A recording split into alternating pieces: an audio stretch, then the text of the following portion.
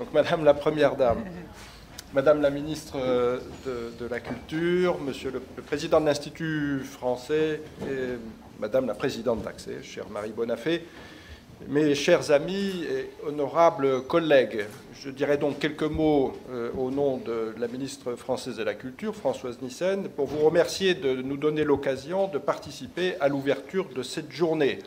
Le directeur du livre que je suis est d'ailleurs très positivement et fort impressionné par l'important programme et la structuration de ce programme de développement de la lecture qui vient de nous être exposé par Madame la ministre. Il se félicite par ailleurs que les bibliothèques soient un instrument privilégié qui favorise la transition démocratique dans votre pays de la Colombie.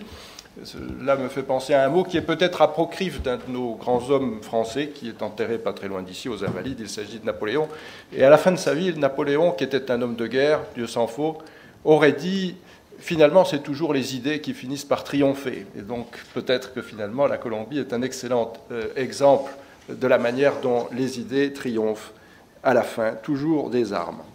Le thème de la journée d'aujourd'hui, celui de la transmission culturelle pendant la petite enfance, rejoint tout à fait les priorités qui sont celles de la ministre de la Culture, qui est une éditrice au demeurant, vous le savez, et de l'ensemble des opérateurs de notre ministère.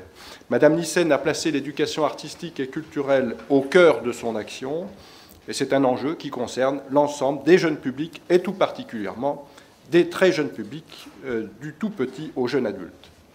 La signature cette année d'un protocole d'accord entre le ministère de la Culture et ce qui est devenu le ministère des Solidarités et de la Santé a permis de réaffirmer l'importance toute particulière accordée à l'éveil artistique et culturel dès la petite enfance. Cet engagement de l'État n'est pas neuf. En s'inscrivant dans la continuité d'un premier protocole qui avait été signé en 1989, ce texte s'ancre dans un soutien de longue durée aux politiques culturelles en direction du tout premier âge. Le dispositif Première Page, lancé par le ministère de la Culture et auquel contribue l'association Accès de façon extrêmement active, en est l'une des plus belles illustrations.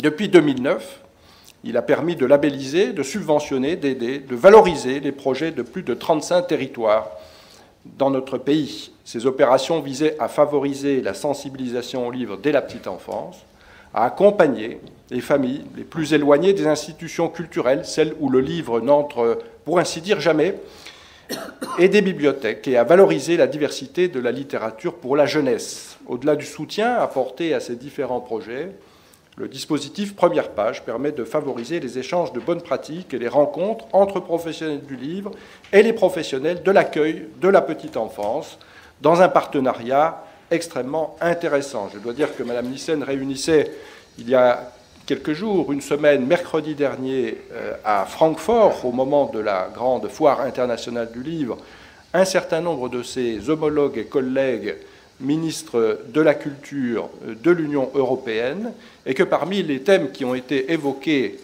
pour collaborer entre États de l'Union sur des projets communs, eh bien, ces dispositifs en direction de la petite enfance, et notamment sur l'exemple de Première Page ou du Bookstart anglais, ont été parmi les propositions qui ont recueilli le plus d'assentiments. Et je m'en félicite.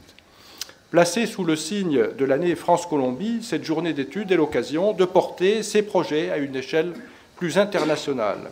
De nombreux territoires du programme Première Page, frontaliers, profitent déjà de leur situation pour développer des échanges avec nos collègues étrangers, parfois en 2 langues, voire même plus autour de leurs pratiques.